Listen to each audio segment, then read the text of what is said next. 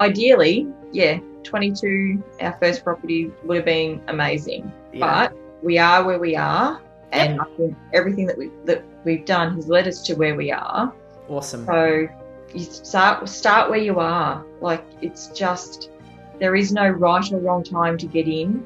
You get in when the opportunity arises and run with it. Make the most of it. So don't sit back and dream. Do, because time's going to pass anyway. So get onto it. You're listening to Property Investor Tales, stories from the front yard. Here's your host, Tabitha Bright. Hello and welcome to Property Investor Tales, stories from the front yard, where I get to speak to property investors from around Australia about their investing journey. My name is Tabitha Bright and I'm the head of coaching at Positive Real Estate, where we help people build wealth through property. With over 8,000 clients across Australia and New Zealand, there are, of course, some incredible stories to tell, which hopefully make your investing journey that little bit easier and will inspire you along the way. So my guests today are Tom and Kathy McMullen to discuss how they became Sam Sager's neighbour, which is always fascinating, I'm sure, when the plumbing goes wrong, and the benefits of marriage counselling with our fantastic coach, Laura Chugg.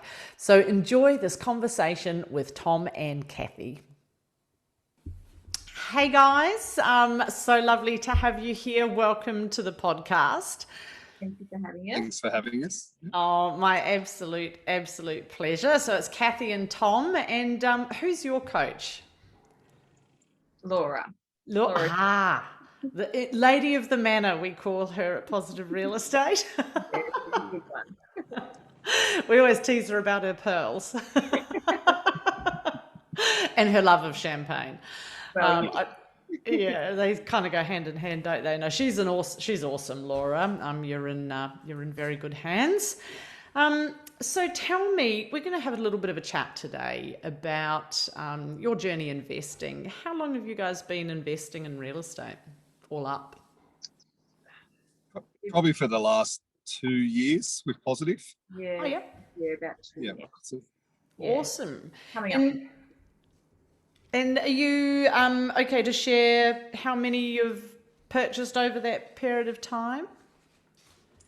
Yeah, absolutely. So we've purchased our first purchase was in Pallara. Oh, yes. House and land, 4-bed, 2-bath, 2-car. Yep. And at the same Brisbane? time, Yes. yes, in Brisbane. And at the same time, we also did one through our super for Amira, which is the Aria property. Oh, Aria. So absolute blue chip lifestyle I property. love Aria. Yes. We love Aria. I might have to grab your commentary on Aria on a separate video. Yes. You're never going to get away from this. This cycle of talking. I would. Yeah, absolutely. Absolutely. I had people that from New Zealand, some of our New Zealand investors, Aria were doing a development in Mooloolaba, and they were just like, this is going to be our retirement place. It's like, all bets are off. We're just going to get like the Aria property, and yep, they're planning on moving like a lot of New Zealanders. Yeah. All right. So, congratulations on those two purchases. So the other one we do have is we've got Liberty One going in Melbourne at the moment. We're actually next door neighbours to Sam Sager's. Congratulations again. Oh, yeah, yeah, that's awesome. Yeah, yep. Exciting. Sounds like you've got some good quality property. So that's was that a 2-bedroom? Yeah, 2-bedroom, 2-bath, 1-car. Yep. Oh, awesome. And obviously the Melbourne market, everything's really post-COVID has been going great guns. So you've picked up a number of properties that will perform exceedingly well, I imagine, over the coming years. We had clients that were in the development before the one that you're in that have seen what's looking like some really good, they're settling now. they're seeing some really good growth. So that should be coming through for you guys as well, which is pretty exciting. Yeah. And so you've got something in Melbourne, something in Brisbane, and the second one in Brisbane, which is in your super, which is fantastic. And where are you living at the moment? You're in Newcastle, yeah? Yeah, we are. And you're originally from Wagga, though, so... Yep. Yeah. We've been around a bit. Wagga Wagga, Coffs Harbour, and Newcastle, pretty much, and Leeton. Yeah. Oh, right. Okay. And that's for your work? Yeah. Generally, my work has made us move around, yeah. Okay. And from someone that hardly ever moves, I'm in the house I bought in 2001. And prior to that... 3 houses since then. I think we've moved through maybe 4 different properties. It's funny. It's really interesting just, finding out what people have done and what motivates them and so forth. And I guess, so tell me a little bit about that. What triggered your desire to start property investing? Because you've taken massive action. Like, that's awesome. It's something that we've wanted to always do. Yep. But probably the main driver was with the kids getting older and Kath getting a nursing job, coming off 1 wage to 2 wages, we had excess money and we wanted to use that money wisely. Yeah. Probably the biggest thing that we went to a financial advisor, and that financial advisor sold us a whole heap of insurance packages but nothing that they taught us how to create wealth or what to do with our money. Nothing. Yeah, there was no coaching, no guidance. And then from reading the Barefoot Investor book, I really, a lot of it touched home with what we were experiencing, with what he was saying, and I quickly moved on from that and went and did my own thing. And then I'd followed Jason's posts on Facebook and had seen them coming up, and they were in Newcastle area, and I was thinking, this is interesting. Then Kath dragged me along to a wellness clinic camp weekend, and Jason and Laura happened to be there. Yeah, with Marcus. Yes, and we spoke to Jason, and we made a meeting with Laura, and we signed up. Yeah, pretty much within the week. Away, weren't we? Yeah. Oh, well, I've been wanting to do so. Being able to find somewhere and go, you know what, this feels right, and have that support right there, and have it fit us it was time. It was awesome. Yeah. Oh, well, I'm glad it all aligned, because it means I can have a chat with you today, which is lovely and much appreciated. And I guess my next question is, what's the weirdest or funniest thing that happened to you? You said that it hasn't, but it kind of has, because I liked your story, and it had the potential for some real disaster, didn't it? Absolutely. Yeah. Yep. I'll let you take this one, Tom. Yeah. So our first house and land build is Pollara, and we had the tenants had been in there maybe for 6 weeks, I'm going to guess. And the sewage started coming up through the toilets and outside and backing up. And it turned out that they had to call for emergency plumbing, and it turned out that there's a plug or something that gets put into the sewer main whilst they're in construction, hadn't been removed. And our sewer had been backing up and building up for a long period of time. So, it's quite interesting and fermenting sewerage, I imagine. Yes, and luckily it didn't go through the house and through the carpets and all that. We've just got it in the nick of time, but it ended up costing us a little bit of money. Due to some issues with who the tenants called and for repairs. They just had to do something straight away rather than follow the right procedures and go through the warranties and. Yeah. So with our property, who we built with, they actually have like a folder, like a process. Okay, if this happens, they call this person. If that happens, they call, Joe or whoever it was. And somewhere along the line, that information didn't get passed on to the tenants, or if it did, they had forgotten it. And so of course, doing what you do, you call an emergency plumber, first one you can get. And yeah, so yes. So that meant that you weren't covered by some of your insurance or something. We, What we did weren't it? covered under warranty No. from the builder's Ah, warranty. Yeah. Yeah, so we got covered for some of it, yeah. How recognising frustrating. some of the blame. But yeah, it was a little bit frustrating and a bit Yeah. of a Yeah. nightmare. But yeah, You came through the other side. yeah. It was a very minor issue compared to what we've heard. Yeah, yeah. I can imagine that it could certainly multiply and become quite a horrific problem to Absolutely. resolve and sort out.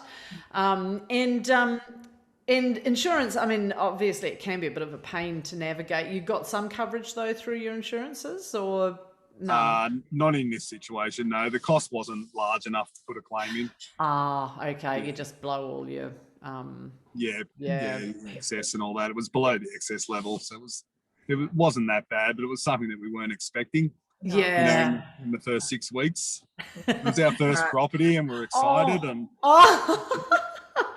But isn't that always the way? yeah. Isn't that always the way? And I think sometimes it's this stuff that really scares people and stops them getting into the market, right? It's one of the things we talk about, and I coach around, and I'm sure the team do as well, is building investor muscle. And it's abnormal versus normal problems, and getting used to dealing with challenges. And when you first, it's like, when you're a teenager and something happens socially and it's like the end of the world and you just can't imagine ever putting your face out the door again. Yeah. And then by the time you're an adult, you're like, meh. Yeah. It can be a similar journey emotionally, can't it, with your investing? Yeah. Absolutely. It's just a learning curve. That's just the way it is. I'd rather give it a go than sit back and wonder, what if? So true. So true. And so what year was it that you settled Polara? Would have been 2019, I think, Kath. Yeah, 19. Oh, have you had a Val done recently? Not there, no. No. Oh, I think it's about time we did. I think, we will do. There is a plan. I think we're looking at January before, Yeah, it'll be interesting to see, because that market the last 3 months. Did you see Dr. Andrew Wilson last night? Did you see his podcast? Yeah, I did. Sorry, not podcast, the mentoring. Yeah. Yes. I think, it's going great guns. And I know for the team, we have some pent up demand for people wanting house and land in Polara, Thornlands, and these areas where, previously we were able to easily accommodate people. And now it's, there's so much demand from the market. It's absolutely nuts. And we're seeing clients go to contract, put an EOI in, and if they dilly-dally the too long before going uncon, builders are putting prices up because their cost of materials is climbing. Yeah. Right. It's, they can charge that because people will pay it because they want it. So true. And that's what I'd be really interested to see. I'm sure you guys have made some good good we've growth. Seen some good growth in our property in Newcastle. We've had that valued. Awesome. And that's awesome. Yeah. Oh, it's always exciting when you get a good. Just getting the bank valuations up is the hardest thing. Yeah. Well, we talk about that a bit, and about the difference between valuation for finance versus market valuation, and they can be very different, as you guys know. And so I guess if you could give yourselves, as young people, your younger self, some advice, knowing what you know today, what would you say to your younger self? Probably just start as soon as you can. Like, whatever you can put it away. Like, you can't get that back, really. Like, the sooner you start is the better. You set yourself up so well. I don't know. What else, Tom? Yeah, I think if the earlier you get started, you allow your property to work for you. So you've got to get that growth in the property, and when you buy, I think don't be afraid to buy and hold. And if you do want to move, try and hold that property. Yeah. And get the advice. Like, we had advice from our parents and we had advice from our friends, and that advice was always, in their best interests, but it wasn't necessarily the advice that we needed to grow our wealth. That's probably held us back a little bit over time. Yeah, I think it was safe advice. Like their experiences influenced what they thought we should do, and of course we listened because we respect their opinion. So yeah, it's interesting, isn't it? My parents have invested for years, but they did it very differently. Yeah. And they're serial renovators. All they do is renovate, and they're in their 70s today, still renovating, and they do it all themselves. Yeah. Like just nuts stuff. And I just, like, Dad's chopped off half his finger. He did that classic thing where you've got the what's that, circular saw? Yep. And he's trying to cut a bit of wood, and he went down the side and took half his, oh my God, like just, and we call him the penguin. He's got this funny little, like, the penguin from Batman, and he's all pointy, and he's got this funny little pointy finger that he always holds out now because he can't be, it's just awful. And you just think, there's got to be better ways. There's got to be better ways. And they've got, I don't know, I mean, God forbid they'll be mortified if they knew I was talking about them, but they had a couple of properties, probably 3 or 4 properties, I guess, over their lifetime that they've bought and held. But their sort of mentality around it was paying the property off before they did the next one. And, I look at the cost of that, right? Because...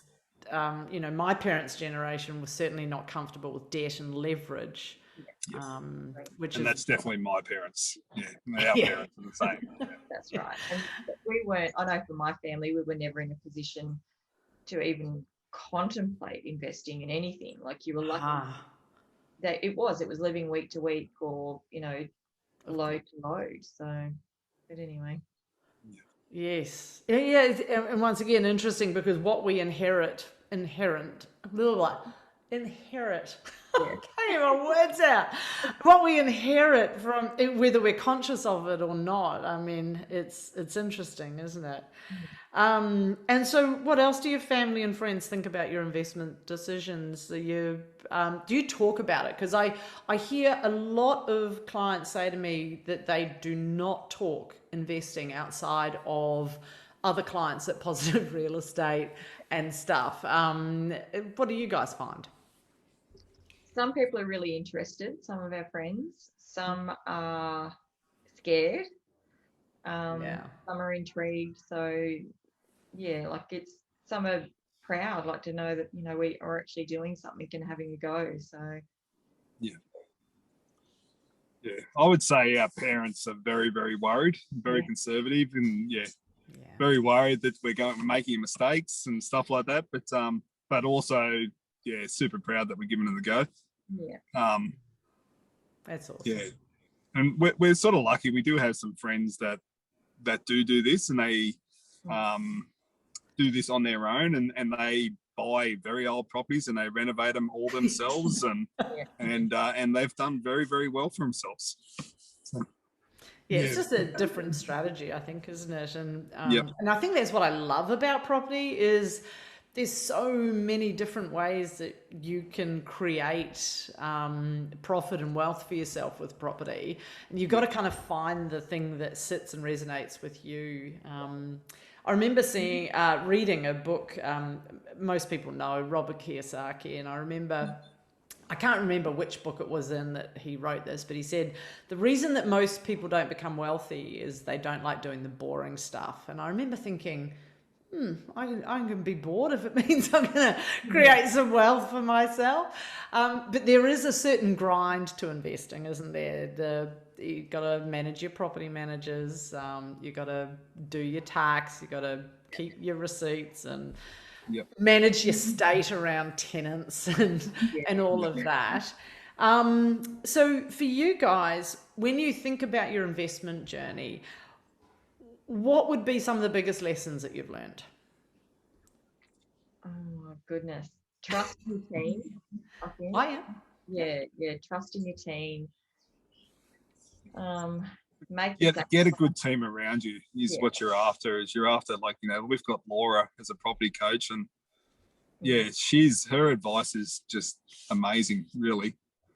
And and she's not just a property coach, she's a life coach, and she helps us out. She's a marriage counselor. She does lots for us.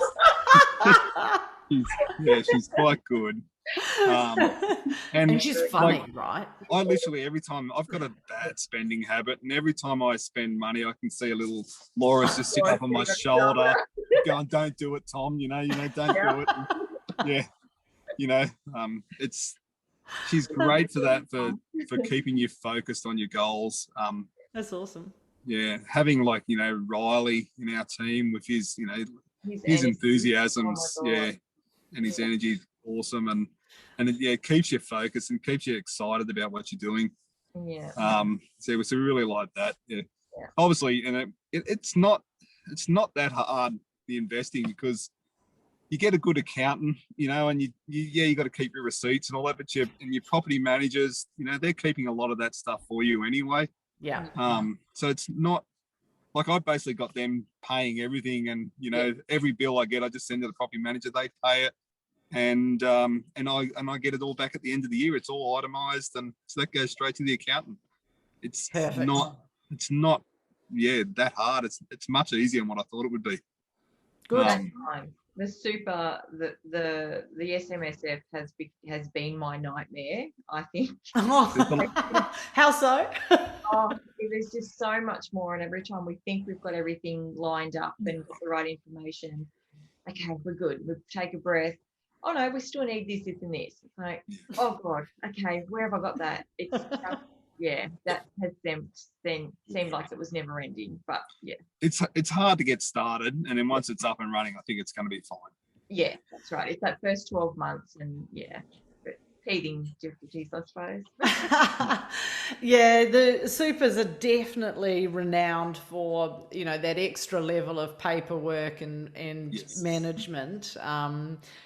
Long-term people get great results, of course, and there's some, as we know, I can't talk out of school because I'm not licensed to talk super, but we believe that there are some awesome benefits for clients, from tax advantages to. We are seeing that. And the other person we're very lucky to have in our team is Kerry. We use Kerry for manning. Finance. Yep. For manning, so lending, and we've had Kerry around our house to do paperwork on weekends, because I work away, and she's taken that extra mile, so that, which has been fantastic for us. So well, that's one of our key values at Positive Real Estate. So is going the extra mile for our clients. So it's really nice to hear, that all three of them, they're just amazing. The whole team is amazing. We're lucky. Oh, thank you. It's really lovely hearing that, because we're internal looking out, and it's nice to hear that you guys are having that experience, because I know the team work really hard to look after. I'm sure it's not just us. I think everyone's getting that experience. Absolutely. What you see is what you get. There is nothing thank you. She's those two, Riley and Laura, are pretty awesome. We're very lucky to have those guys as part of our team, and Laura's been with us quite a number of years now, because she originally started as a client herself, as I'm sure you guys are aware. And then migrated. And she always makes us laugh. Geez, she's one of the funniest people. One of the funniest people I've met. Gosh, she makes me laugh. And so, if you were, I'm looking down because I'm looking at my notes, because like any good podcast person, I am prepared. Marcus told me I was okay. He's behind the scenes. Marcus told me I was okay to do this. So, I guess, what would you say to the person watching this video who may not be part of Positive Real Estate, is, thinking of growing a portfolio, but they're really concerned about making a wrong decision? Because often what we find stops people, of course, is fear. And there's so much information out there. Like, where do you even start, right? What would your advice be? What would you say? Obviously you've got to do your homework, and you do a bit of research, on what's out there, on how to invest, what your options are, I suppose. Reading books, reading, Rich Dad, Poor Dad, property, the Barefoot Investor, reading Sam's books. Sam's books are great. And, Sam, his podcasts, Jason's podcasts, they're awesome. He speaks the same thing over and over and over again, and he's very consistent. And it's great to listen to because, and like if you listen to other podcasts of other real estate, they're all telling the same story. It might be slightly different, but they're all telling, and you can learn what's right and what's wrong. And I think basically, give it a go. Give it a go. Align yourself with somebody that's done it before. Yeah, I think it's really important, and if you can limit those mistakes, you're right. Don't necessarily listen to family. Like, they're going to have their own opinion. They're going to have their own fears. They're going to have, which are driven from their own experiences. And at times that can put you off completely. I think, go and have a chat to any of the investing teams. Like, they're so willing to give you information and to share and help you. You really can't go wrong. They are, just give it a go. And the one thing that's good about what we're doing with Positive is the education. Is amazing. And it's information. There's so much information, and the property deals that, you just can't go to ARIA and just buy a property unless you're going to pay a premium price. And same as Gurners and all that sort of properties, and Positive just got that connections, and they've got good deals in those top quality developments, which is you just don't get anywhere. That flight to quality that Sam talks about all the time, and having that quality stock in your portfolio, which I think is really important. And I'm going to circle back around and be a little bit cheeky because I did notice it. And you can say no, we'll pass on this one if you want to. But from a human side of things, you mentioned Laura did marriage counselling. So Laura's on my side in regards to pulling him in line. So she's great. I recommend it to anyone. Because we all bring different strengths to relationships, right? And nothing pulls out, if I can say your shit, like money, And it's great to have good quality conversations around money. And so Laura's helped facilitate that, I take it, and work you guys through, normal problems, but stuff that holds people back when they come from different places. And Tom and I are both as stubborn as each other, and we think we are as right as each other. So Laura is the mediator at times. So no. Well, I'm 100 miles an hour, and Kath likes to sit back and take her time, and so I'm like, come on, Kath, let's just do this, and then Kath's like, oh, woo, and so Laura just gets caught up in the middle, and Tom jumps in without checking the jets first, whereas I've got the all the scales and all the measuring sticks and everything. The spreadsheets, no doubt. Well, not spreadsheets, I'll leave that to him, but because it's often the way, right? There's a big picture person who is often quite optimistic as far as their outlook, and then there's the second person in the relationship who is usually detailed and what they would refer to themselves as realistic. And it's a very common dynamic. But I tell you what, it's the best dynamic. Yeah. Because from a coaching perspective, if you've got two Toms, it's it's like pulling those reins can be interesting. Yeah, people get themselves into all sorts of trouble, Yeah. as you'd imagine. So wrapping up, anything else that you wanted to share? Anything else that you think it's important people know? Any last tips? You mentioned getting in young. That was a big one. But also Starting as soon as possible. Yep. yeah, it's never too late to start though. We've been ideally, 22, our first property would have been amazing. Yeah. But we are where we are, and Yep. I think everything that we've done has led us to where we are. Awesome. So you start where you are. Like, it's just, there is no right or wrong time to get in.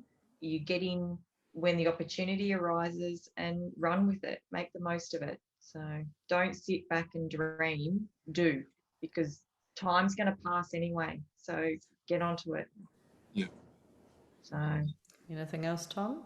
I have a lot of what ifs. What if I kept properties and all that stuff? It's if I had a crystal ball, I'd love to look back and invested differently or bought differently. But I think we're doing it much better now. I hope I look in 20 years' time and say, God, I'm glad I did it. And I'm sure, I get excited. Like, I got excited by Riley's podcast about Liberty One, and, it's increasing value already.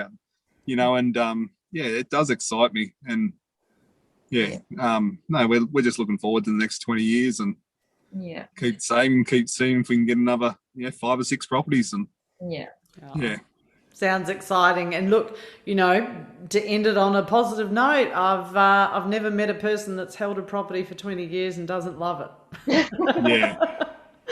Time heals, any challenges in that space for sure. And, you're picking good quality properties. I think in 20 years, you're going to be pretty damn happy. We can hope so. Yeah. Awesome. Well, thank you so much for joining me today and sharing your story. I know, many people will love hearing the real stories of what's going on behind the scenes for people and their journey and how it's all travelled. So thank you so much for sharing. And we're just a normal mum and dad, 2-income family. Like, we haven't had that background of nest eggs from parents or help from parents. Like, we've done it ourselves and we've done it tough. Like, but we are where we are, and you just have a go. So good on you. Awesome. Thank you so much. All right. Thank you. Take care. Bye. Thank you. Hey, thanks for listening to Property Investor Tales. Remember to subscribe so you get notified every time a new episode drops. As you can guess, I love hearing people's property investor tales. So if you'd like to share yours, then please get in touch with me via email at propertyinvestortales@positivementor.com.au. We would also love your feedback, and I would appreciate a 5-star review over on Apple Podcasts or Spotify. Remember, you can watch all of these podcasts over on YouTube at Positive Mentor or at positivementor.com.au. Until then, take care, happy investing, and bye for now.